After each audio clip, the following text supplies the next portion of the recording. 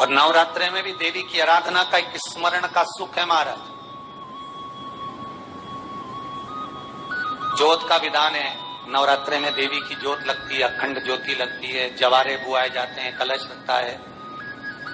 ज्योत का भी विधान है।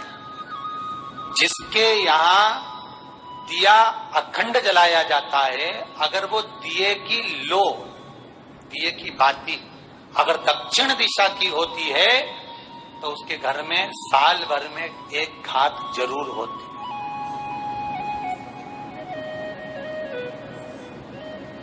जो दिया अखंड जलता है उसकी बाती का मुख दक्षिण का नहीं होना चाहिए।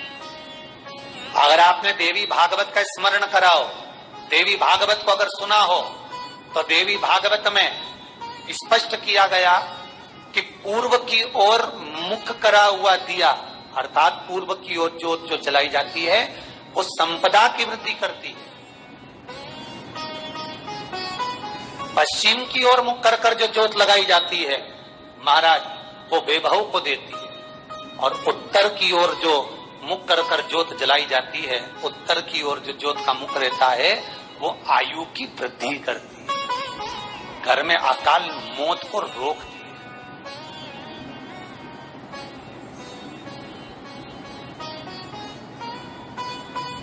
नवरात्रि का जो भाव तत्व है उसको भी अच्छे से समझ लेना। दक्षिण की ओर ज्योत ना लगाएं। अगर आपको लगाना है पूरब की लगाएं, पश्चिम की लगाएं या उत्तर की लगाएं। और जितने दिन महारानी जगदम्बा जगतधात्री दुर्गा भवानी, अब की बार माता जी घोड़े पर आई है। हर बार देवी बदल बदल के आती है, इस बार जो नवरात्रे आए वो घोड़े के आए। तो घोड़े पर जो देवी जी आती है वो समृद्धि को देने वाली आती है, लक्ष्मी की वृद्धि करने वाली आती है। जैसी घोड़े की रफ्तार होती है उस रफ्तार से लक्ष्मी घर में आती है। तो ये मत सोचना कि कोरोना महामारी ने हमको नीचे गिरा दिया या कोरोना महामारी ने रोक दिया, कमाई के स्रोत रोक दिया, धन रोक दिया। चिंता मत करना। मेरी माँ जगत जननी दुर्गा भवानी अब की बार घोड़े पर आई है। साल भर में इतना धन दे देगी कि आपने पीछे के 4 साल में नहीं कमाया होगा। इतनी मेरी माँ भंडार भर देगी। ये घोड़े पर आई है, कोई साधारण नहीं हो सकता। देवी भागवत में स्पष्ट किया गया, जब जगदम्बा मगर पर आती है उसका भाव अलग है, और जगदम्बा जब हाथी पर आती है उसका भाव अलग है, और जगदम्बा जब घोड़े पर आती है तो जगत को समृद्धिवान बना देती है, वैभव में कमी नहीं आती।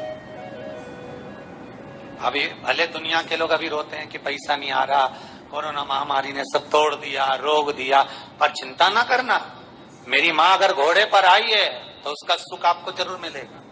एक जरा सी मिट्टी की दुकान भी अगर आप खोल कर बैठेंगे तो चांदी और सोना के बराबर कमाएंगे, इतना धन देगी वो माँ। साधारण नहीं है मेरी माता।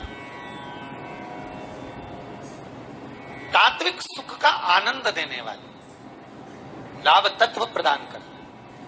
और नवरात्रि में भी अगर आपकी कोई कामना है, आपकी अगर इच्छा है, आपका मन है, तो जगत जननी की आराधना करो। पति और पत्नी में अगर क्लेश है तो जगदम्बा के मंदिर में मक्खन चढ़ाओ, प्रेम बढ़ जाएगा। आपको लगता है कि पति कोई अन्य स्त्री से लगा हुआ है या परिवार टूट रहा है, तलाक तक पहुंच गया है, तो माता के मंदिर में आप ध्वजा लगवाइए, उस ध्वजा पर मक्खन लगाकर लगवाइए, आपको लाभ मिलेगा। महाराज, यदि आपको लगता है कि बच्चे बहुत ज्यादा अपशब्द बोल रहे हैं, मुंह चला रहे हैं और प्रेम नहीं रख रहे, तो माता के मंदिर में लाल पुष्प, लाल चंदन और लाल चूड़ी माँ को समर्पित करिए, प्रेम बढ़ेगा। बच्चा कभी आप जी से कम नहीं बोलेगा, प्रेम की भाषा निकलेगी।